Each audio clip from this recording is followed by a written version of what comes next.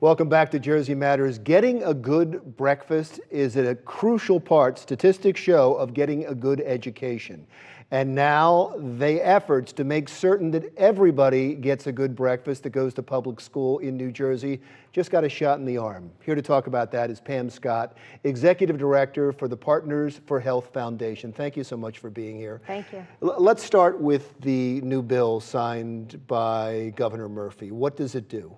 The new bill stipulates that schools with districts with 70% or more eligibility must serve breakfast after the school day starts, and that is a huge difference, so more kids have access to those meals. And that's why the program you were just telling me a moment ago is called After the Bell. That's right. Because a lot of kids don't get there before the bell to have breakfast. Right. There are obstacles for them to get to school early enough to take advantage of the program, and this is a real game changer for those kids. The bill's a game changer, but there have been kids getting breakfast in public school before this bill was even signed because of the work of some charity organizations. Well, Advocates for Children of New Jersey and the New Jersey Anti-Hunger Coalition have been working on this issue since 2010, and since then New Jersey has risen from near the bottom in the country to 19th.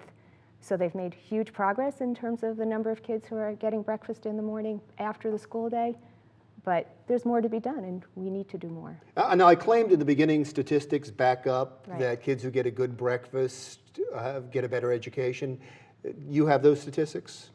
Well, yes, we certainly know that their attendance rates improve, their graduation rates improve, there's less disruption in the classroom, and all of those things make the classrooms better, and the districts have better outcomes. It's good really for the whole community when everyone in the school is focused and ready to learn. I think a lot of people listening now might think to themselves, well, wait a second, were their kids really not getting a breakfast? Because they don't understand, it's not their world, Right. so they don't see that happening. So there were a great number of kids not having breakfast before school. Well, there still are. There's 540,000 kids, 440,000 kids in the state of New Jersey who are eligible for breakfast and free and reduced price meals, but only 44% are taking advantage of that in the state of New Jersey. So why is that? Why wouldn't they take advantage of the free many times breakfast? it's because the schools are offering it before the school day starts and they can't get there. Would the bill require that it now happen after the bell rings? In those schools where there's 70% of eligibility in the district, yes. And you're concerned about the other schools where there's Right. not 70%. Right, so our focus in the areas where we serve, we worked with Advocates for Children of New Jersey. We gave them a grant to research where the pockets of hunger need are in our communities, and that gave us the data we needed to then focus on schools where there was an opportunity to make a difference. So one school in particular, the Bloomfield Berkeley School, had 60% eligibility, but only 17% of the kids were actually getting breakfast. And now with our funding and some additional dollars to provide incentive dollars to help them break down barriers to get started, they'll be launching a new program there this fall. Under this new bill, will the state be paying for it?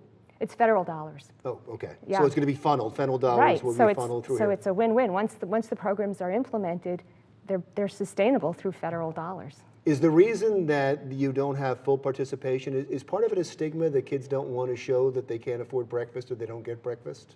Well, the fortunate thing about that is in the schools offer breakfast to everybody who's interested. So you're not stigmatized. Anyone who's eating breakfast, you wouldn't necessarily know whether or not they're enrolled in the program.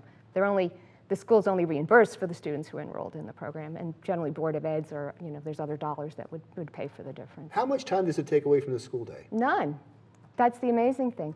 The teacher can be taking attendance or doing, or kids might be doing, some work before, just to warm up the day. And So they get the breakfast in the classroom? in the classroom. They can grab it on their way in, and in some high schools they offer it like a mid-morning, so they can grab and go.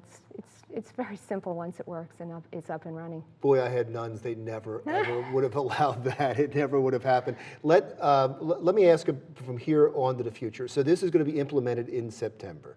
There's going to be full implementation of this in September, the bill? There's no question in your mind? The bill was signed, yes. It was signed, but that doesn't always mean it happens. Well, yes, I think they have until 2019 to implement throughout the state.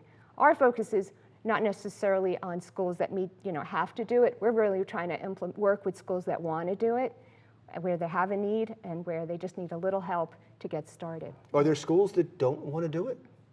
There are barriers that need to be overcome. Yes. What are the barriers? Well, They don't want to pay the money? I think they're concerned about it being difficult or disruptive, and they need to just understand that once they do it, everyone who has done it says it was worth doing it. It's not that hard. What's the percentage of school districts that are doing it right now? Well, I know there are 500 schools in the state that will be affected by this new bill. So that's like 300,000 kids, the additional that will be implementing. And you expect them all to implement it? Well, I can't speak for every school in the state, but I certainly hope that they will, and that they'll want to, and that the advocates in those communities will encourage them to do that. Yeah, I'm asking, you know why I'm asking the question. I'm asking specifically the question because I'd love to know who's not doing it and why they're not doing it. That would be a great question for advocates for children of New Jersey. Okay, thank you so much. I appreciate you coming in. Thank you for having Pam me. Scott is the Executive Director for the Partners for Health Foundation. Still to come on Jersey Matters, moms helping moms get the supplies they need for healthy babies. That's when Jersey Matters continues.